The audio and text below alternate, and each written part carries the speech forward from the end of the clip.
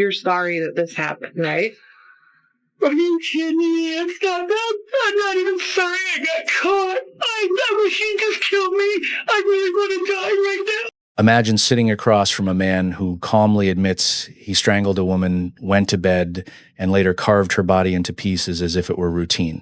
That's not fiction. It's the interrogation of Timothy Sullivan, a predator who thought excuses could bury the truth as easily as he tried to bury his victim. In this video, we unravel not just the details of Amy Ruby Lean's disappearance, but the psychology of a killer who blamed alcohol, circumstance, and even society while never once taking responsibility. You'll see how detectives use silence as a weapon, how Sullivan's contradictions betrayed him, and how every attempt at manipulation only sealed his fate. The story opens inside a stark interrogation room where six-year-old Timothy Sullivan sits, unraveling under the weight of his own secrets. What began as a missing persons case quickly spiraled into something darker. A woman named Amy Ruby Leans vanished after a 911 call that hinted at violence. Police weren't searching for a witness anymore. They were searching for a body. Chandler, do you need the police, the paramedics there?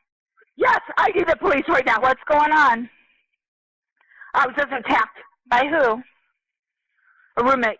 Okay. He said, I'm going to kill you. No, I never touched her. Anybody put their hands on each other? Nothing. What begins as a missing persons report spirals into a chilling confession, a crime scene scattered across a city, and a sentence that ensures Sullivan will never walk free again. Stay with us as we peel back the layers of deceit, rage, and arrogance to expose how darkness hides in plain sight and why understanding these interrogations matters more than ever. By the end, you'll question not just what he did, but how easily anyone can convince themselves they're not the monster in the room.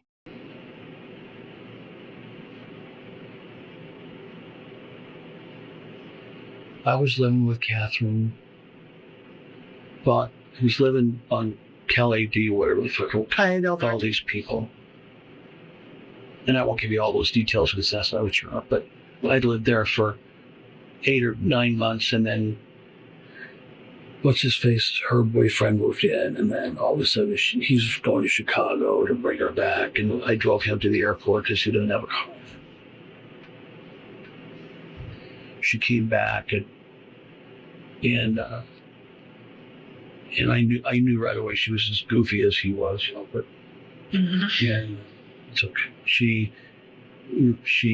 showed me pictures of her when she was a model, and then when I saw her, it didn't look anything like that person. But anyway, it's okay. And so there was a little bit of flirting going on while we lived there. And I won't say it's well safe from her, but it started there. And I felt bad for Todd because, so nothing ever really happened, just innuendos, but when I moved out at the same time, which was July, maybe August 1st, I tried to get a hold of the lady who owned the house from July 1st because I had my rent. And I wanted to pay her. I wanted to be on time. I owed her for a garage door too that I put a dent in. And I had that money too. And but nobody got back in touch with anybody all month. And then at the very end of July, I wasn't home, but she gave me a notice to terminate a lease, which was fine because my lease was terminating. And then she got a notice to eviction, and then it listed all this stuff on it about her what wasn't true. And she somehow I met with her somewhere, and she gave me a copy of it because she was supposed to go to the Chandler court. And I told her I'd even come as a witness just because I hated the landlord so much. But then she ended up just doing a phone call. Okay. So I didn't hear from her for a while, and then she's like, well, I got to move all my stuff out of the house. I said, well, I have a storage unit a mile away. I said, you can have half of it. But I said, I'm not coming over to the house to move your stuff because I don't want to be there. And so I said, if you can find out a way to get it to there, I'll be there and give you a key, and you don't have to pay me. Well, it never happened. It never happened. She she short circuited somehow. I don't know how, but she just blew it all off, everything. And then she moved into this motel when she told me she didn't have any money. And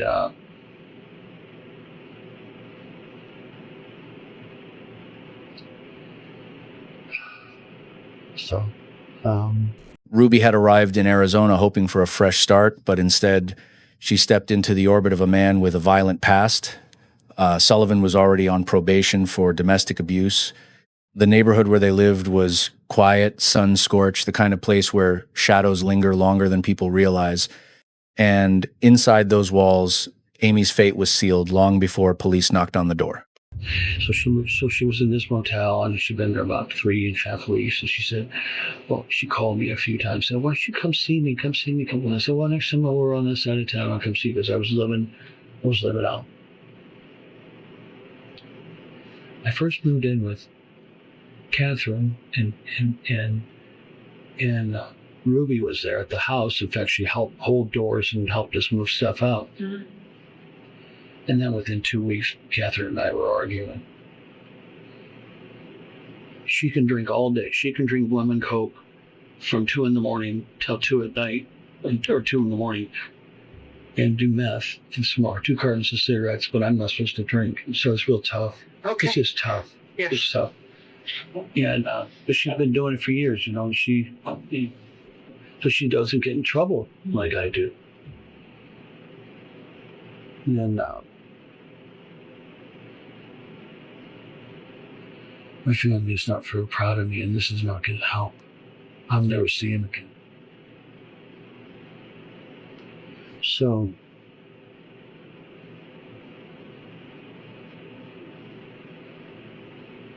this electronic information that you have, I know what I did. I mean, I know what I Googled. Can't that just be circumstantial? Circumstantial evidence becomes very overwhelming very quickly. So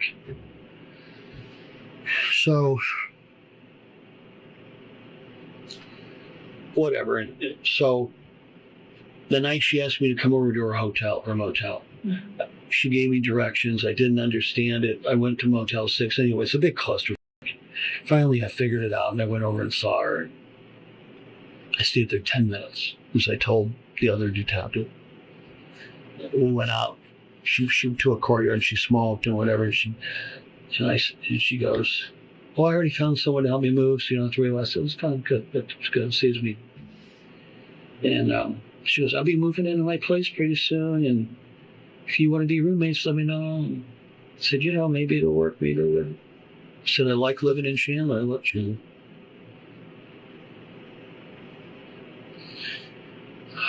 So, I don't know. She'd been there a few days. I think she said she moved in on the 3rd of the month. And I think I got there on the 7th. to the apartment. Okay. And I went over, checked the place out, walked around a little bit. That was it. And then I left.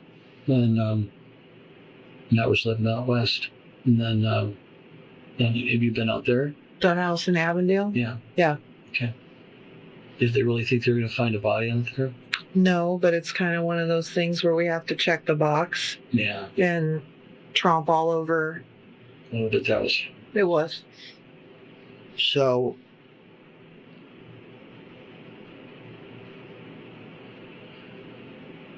Anyway, some other night. Then another night I went out there and went over there. In the room, Timothy draped himself in excuses, blaming alcohol, blaming Amy, even blaming society. Detectives listened, but the walls told a different story. Burned clothes, disturbed soil, and blood traces left little to imagination, and when his words faltered, the evidence filled in the silence. This wasn't a man consumed by guilt.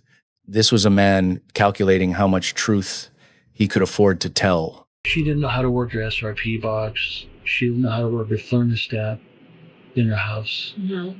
How many people don't understand the concept of a thermostat? And somehow she thought that the SRP box was hooked up to the thermostat. And so So anyway, so after doing that with her 3 or 4 times, I drove her car with her in it to Fry's, and I put $20 on the SRP thing for her, just to show how it was done. And then I don't know if we stopped in or we went back to the apartment. Mm-hmm.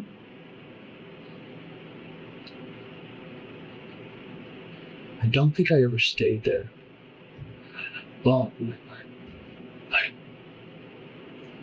maybe we did sleep there together, but I think we did sleep there, but there was no physical contact. We just went to bed. And I can't remember. And anyway, there was another night that I stopped by there. It was just within a couple of days. And I guess when you confess, there's no backing out. Not usually.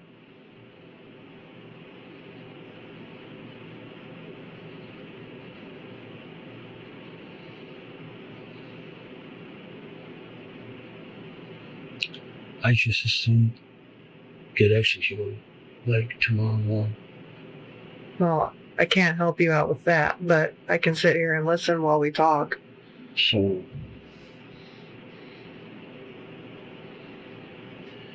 So that night we go to Home Depot. Okay. I don't want to go to Home Depot. You asked me about her drinking. I know about her drinking. Mm-hmm. This one. She's nuts to begin with. It doesn't make any sense that she screams constantly. I don't know if any of you were you able to confirm anything like that or like the other house. Yeah, and we've had a lot of contact with her family, including her mom. Yeah. And I'm gonna guess that there's some alcohol stuff kind of going on throughout the whole family. Okay. If that would be a fair statement. She says she hates her mom. She hates her family. But every time I was over there, the reason I left so quickly, generally, was because she continued to just scream at me. Okay. Scream about anything. Like one time I used my teeth to open up a package of something and she goes, "Oh my God, you're such an idiot. You're using your teeth to open up." I'm like, just screaming. Mm-hmm. So As his account slid into the night of the killing, the atmosphere grew heavier. He spoke about Ruby's screams with chilling detachment, as though her voice was nothing more than static in his memory. It wasn't rage that haunted this story, it was indifference. And in that indifference lies the darkest truth of all. this particular night, she was screaming at me, and I just got there. I just walked in, and she was complaining about not having a job, but she was going to have to move to California.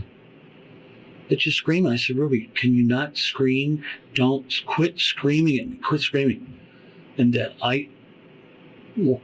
when I went and got her club soda or whatever I bought for her, I put it in the fridge, and I noticed that her bottle of alcohol went from being full to being like half or something close to that. While you were gone? Okay. And I noticed, like, when I got there, I looked in the fridge and there was nothing other than this bottle of vodka and a couple little things.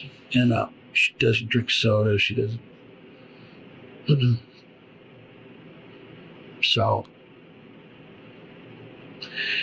So I left in her car by myself because she said there was some noise from when we were in it earlier. She said there was this clunking and showing me a chunk on the soul. Drove it over to the 99-cent store on the school.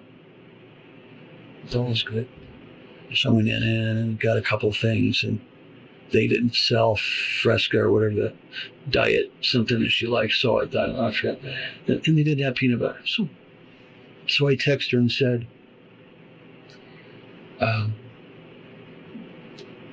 something like, she told me, so I said, this store didn't have peanut butter, and so I go to Fry's, which I knew I was going to go get peanut butter, and I was going to pick her up her bottle of whatever it was. Soda. or like Canada Dry. So I go over there, get that, and I go home to her place. And that's when I start with the stuff away. I noticed that that bottle had gone down like that far. Significant amount. But we'd gone to Home Depot together first. And I said to her, listen, why don't you, she was screaming before we decided to go, because I didn't want to go. And she goes, oh, she's screaming. And I said, why don't we go somewhere and have a drink? Would you like that? And she thinks about it. She goes, no. And I didn't know she was alcoholic. I didn't know why she would act. I just thought it was just part of her dysfunctional personality. And so she goes, but I do want to go to Home Depot and get your dog a rug so that if you move in here, she's got a place to lay down because she's not going to sleep on the bed. So once I started to kind of think that we might be roommates, then she started to change all the rules about your dog can't do this and you can't do that and your dog can't do this. I'm like, hey. And I hadn't moved out of that place out west yet. All my furniture was there.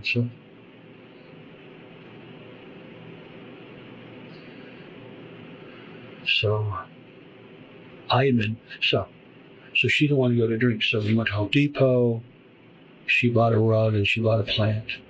And I was trying to stay away from her. So I don't know if you've looked at the video yet, but you'll see that I'm on one side of the store and she's on another side until the very end. Did you? Just kind of doing avoidance. Yeah. Yeah. And so I went and used the bathroom because I'd been drinking beer. So I went and used the restroom. She was at the garden center checkout with a cart, and she was paying for it. And He tried to dress his violence in excuses, claiming he had just finished domestic violence classes, that he swore never to raise a hand again, but promises collapsed quickly when tested. What he described wasn't an accident. It was an explosion of rage, a grip around a woman's throat until her voice was silenced forever. So we went back home, and the streaming continued, and I just got done taking domestic violence classes. Mm-hmm. Just got a probation. You know that too, probably. For domestic violence, It was a long haul. And so the last thing I want to do is lay my hands on her. And there's not much to her. So I said, hey, when she started to scream at me when we got home, I said, you told me my purse was still on the cart, and, it's all your fault. I'm like, and that's how she used to talk to Todd. She used to scream at Todd just like that at the house we all lived in. Mm-hmm. And I'm like, I'm not Todd. Don't be screaming at me like Todd. I'm not your boyfriend. Because I wasn't her boyfriend. And then she wouldn't quit screaming. So I said, I'm going to leave. I'll be back later. And I'll be back in an hour. So I left in my car. And I went to Sonny's, which is a gentleman's club. Mm-hmm. And I drank. 3. And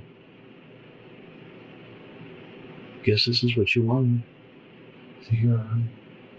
Mm-hmm. So I was very inebriated. When I drink, I generally have a shorter temper. Okay. And that's common for a lot of people. Yeah, but the way I reacted wasn't. So I come home. I'm in a good mood. I don't get table dances and all that shit. I just go there and kind of clean. Todd told my gal, she goes, what are you doing here now? I'm sitting here for like 2 years. So I'm having a fight with a gal. So I decided to. And as I drove past the building where I took my domestic violence classes in Chandler, I thought, I should probably go back there and get like a brush shop deal some Saturday. Did. I really did. Yeah. I really like those classes. It's kind of like going to church. Anyway, so when I got home, she just continued to scream at me, and I'm sitting on. There was no sofa or anything, right? I had a desk there. She had a desk. I had a chair. She had a chair, but I moved my shit out. But I sat on my chair, and she was in the kitchen.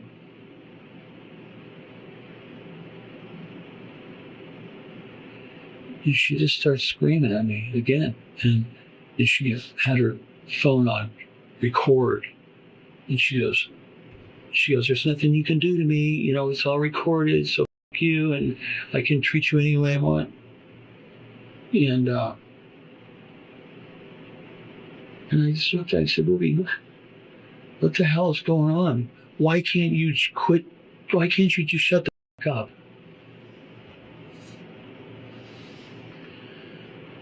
And she just kept going, and I got up off my chair, and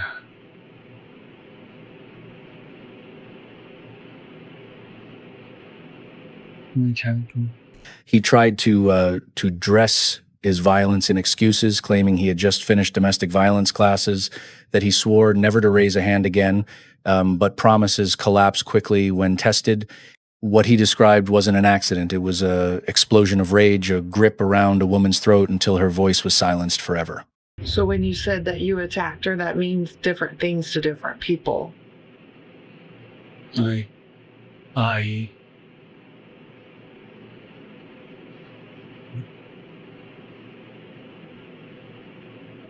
didn't hit her. I just grabbed her by her throat. Yeah.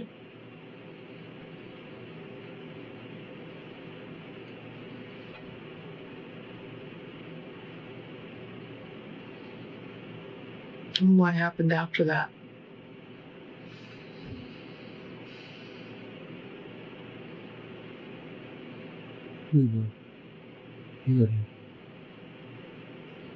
Right. Mm-hmm. They're not going to give me a reduced sentence for this because it was what's the word you use? Premeditated? I don't know. When you do some really crazy,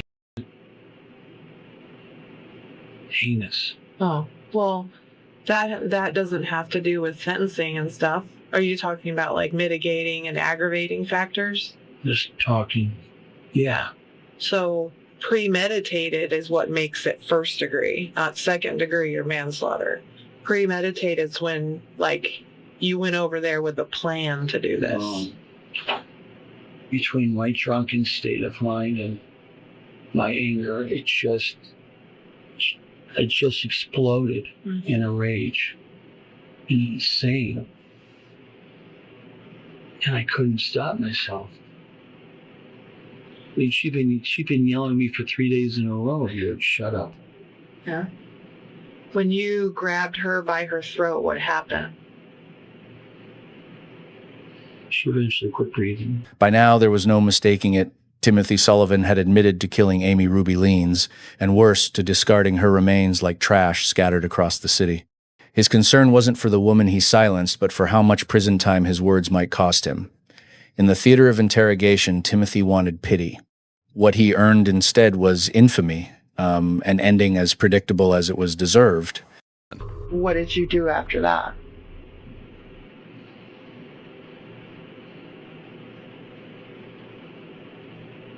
I feel like I should be telling you this. You know that, and obviously I asked you if you had seen the news yesterday about you being on the news, but I don't know if you ever watched it at all. I don't watch TV. So we recovered part of her. Which part? The part that you left by one of the bars that you go to. No. How'd you find that? Somebody found her. Okay. Then you already know. Do you want to know what I did after I killed her? I do, and I would like to know where the rest of her is. We'll find it. Do you want to see me do the rest of my life in prison? No, I want to recover the rest of her. It won't happen. It can't happen. Why is that? It just won't happen. I'll tell you.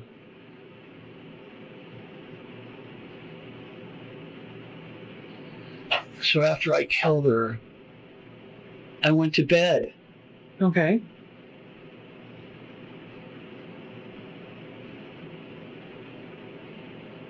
Nobody in their right mind. You'd be surprised. I went to bed.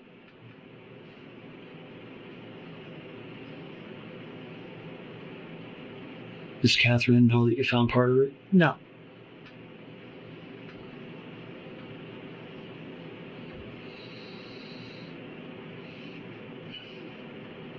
I don't know. I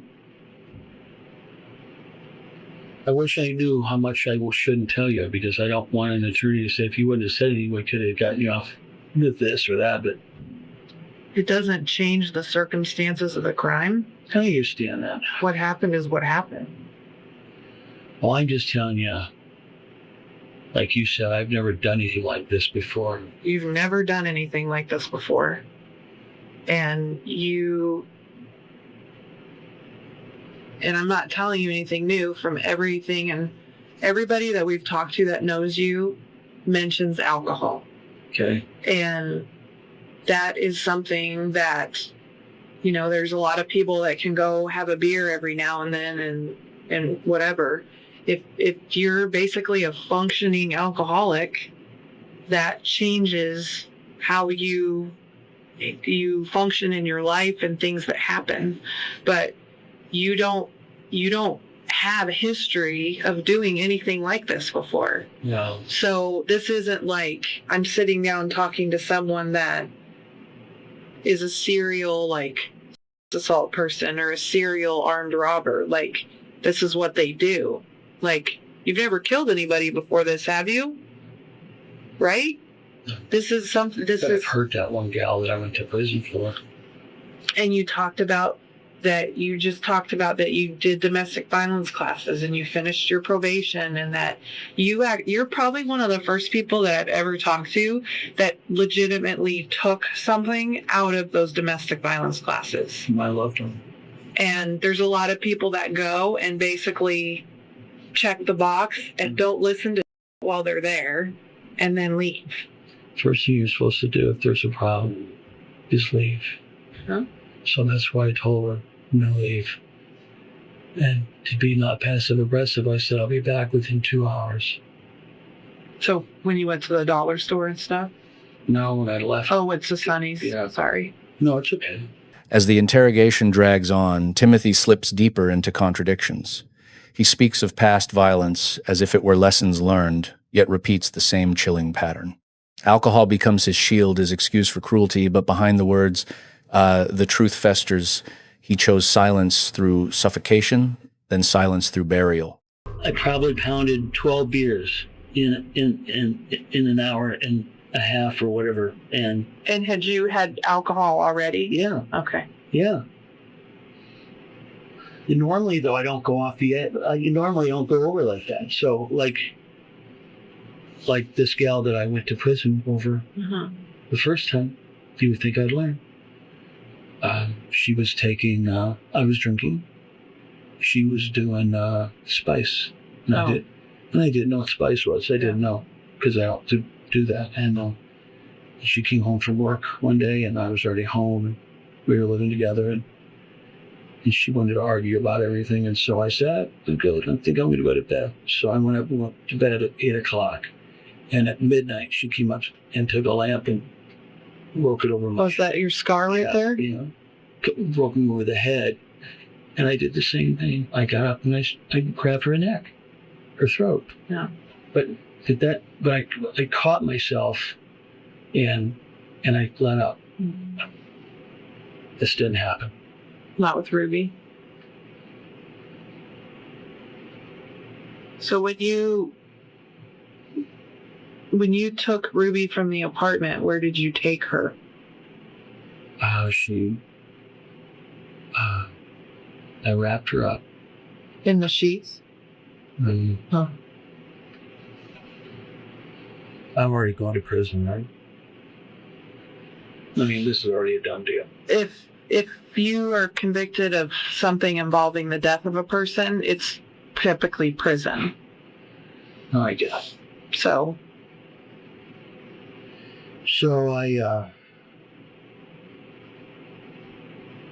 you guys didn't GPS my truck? which time? You did my first time when you came to the bar, right? The first time? Is my truck GPS right now? Mm-hmm. Okay, that's why I didn't touch it. Yeah.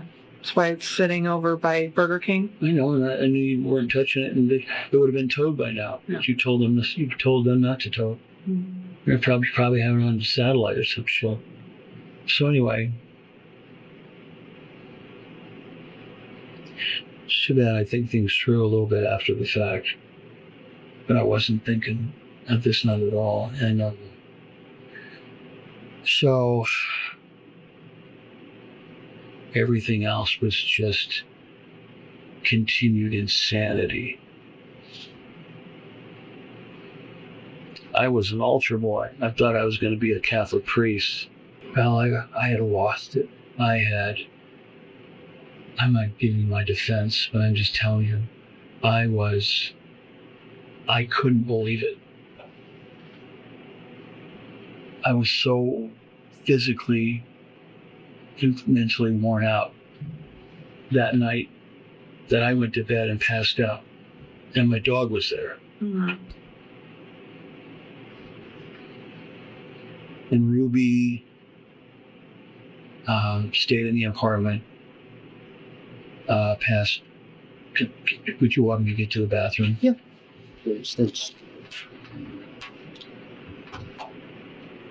His rambling shifts toward bizarre details, dogs, memories, and the priest he never became.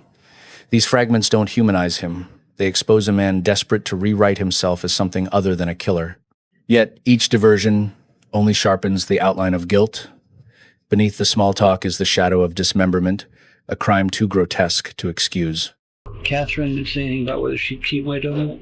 When I was there the last time at her house, it sounded like she said she was going to. To keep it? Yeah. Good. But I can absolutely 1,000% find out for you if you would like me to. Guess it doesn't matter because it'll be gone. But I'd be comforted to know that Then you would know that she loves Pretty Girl and Pretty Girl loves her. it seemed like when I was there that was the circumstances. Yeah. Pretty Girl used to get behind me when I'd sleep and tuck in against my back, and then she'd wake up a couple times a night, put her snout over my neck. So you already know the worst of it. We already know the.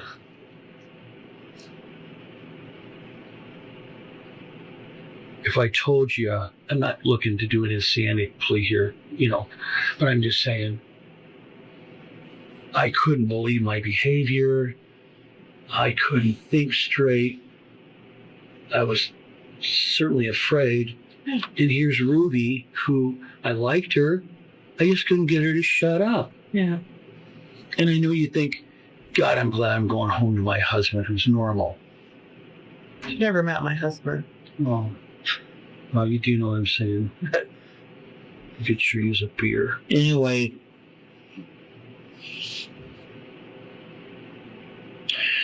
So Ruby lay dead in the apartment for a couple days. Okay. I didn't know what to do.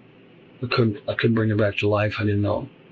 I just wish none of it had happened. I just wish I'd never come over to her place.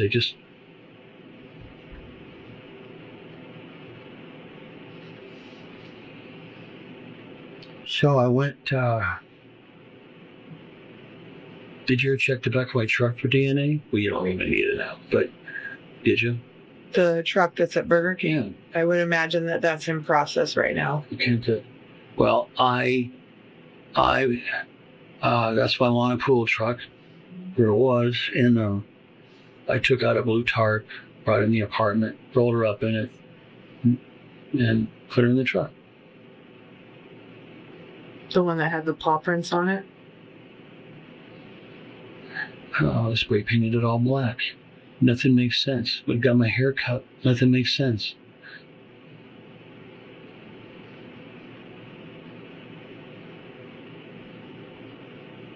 So after you put her in your trunk, what did you I do? took her to Catherine's and I buried her.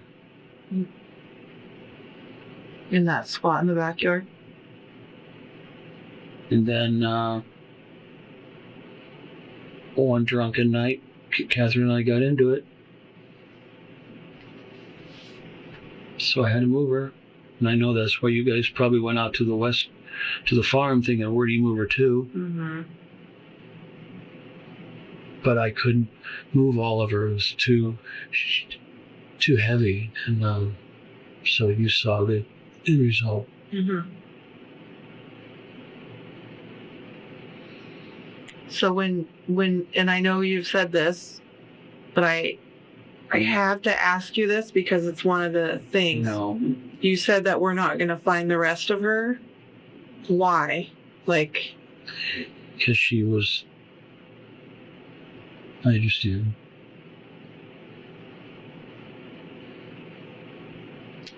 As you know what I did. mm-hmm. Did you know that had happened before you found her torso? That you had dismembered her? No. Once we found her, and then obviously Yeah. that. Well, I figured your forensic people figured that out. Well, it became much more significant for us to find you because we want to try to find all of her. No, it's not going to happen. With nowhere left to run, Timothy admits what detectives already knew. Ruby's body was mutilated, scattered in trash bags across the city. There's no redemption in his voice, no grief, only calculation. And in those final moments, his performance collapses under the weight of evidence and the inevitability of justice. So I wrapped each of those limbs up in a leaf bag. Uh-huh. Did you find DNA in my Pathfinder? Uh-huh. You did? Well, like you said, DNA. Are you asking if we found like blood and stuff? Yeah, her blood. Anything that would track me to her. I believe so. But there's been a lot of search warrants done on cars. Oh, So, okay. did you use her car to move her at all? Okay. There's a little bit of blood in the back seat, but it could just be residual. It's not much. yes. So, No, I never. So I put her in the back of my truck. I took her to Catherine's and buried her. Then before I moved her, I dismembered her and put all her limbs in plastic bags and deposited those in different trash facilities around town. okay. Do you like dumpsters around town? Do you remember where? Yeah, this is a long time ago. I know, but there's a possibility that we could still maybe recover that if you know where. But you drive around a lot, so if you remember where, or you think it could point out to us. Let me think about that. Okay, because that is an option that we could still recover her. She's been a dump forever. Yeah. Well, did you leave her at the bird place because you just knew about it because it was close to that bar, or Yeah, that's how I found it. had you been there before? So, because I talked about like electronic information and stuff and like your phones and things like that, do you have, or did you have her cell phone for a while after you had killed her? Yes. Okay, because there's a lot of times where her phone turns off, but when it turns back on, it's with your phone. You know what I mean? Oh. Yes, ma'am, I did. Okay. Because did you ever send any messages? Yes. Okay. Like to Officer Farley? I don't know who that is. One of the original patrol officers that was... Yeah. Okay. Because he received a message from her phone, but it's not typed in a way that she normally types. So I didn't know if that was you or not. Because we're trying to obviously... Get a date. Yeah. Do you remember the day? Telling you, I was just on crazy.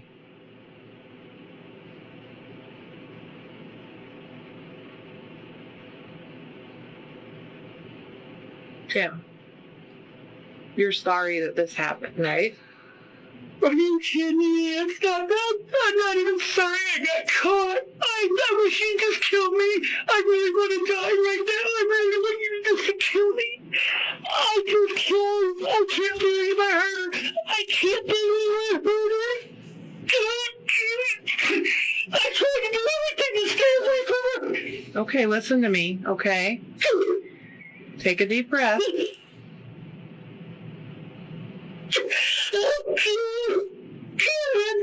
You want some water? No.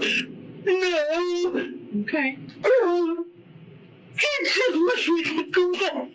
I just wish we could go back. Listen to me. Listen. Tim, listen to me, okay? There's a lot of people that sit in this room that don't care about It doesn't matter. happened. It doesn't matter. It doesn't matter. Oh, God. I have so many people in my life, and I can't just avoid them. And poor Ruby. God damn it. That should be the penalty for being drunk. She should die because she got drunk and kept screaming at me.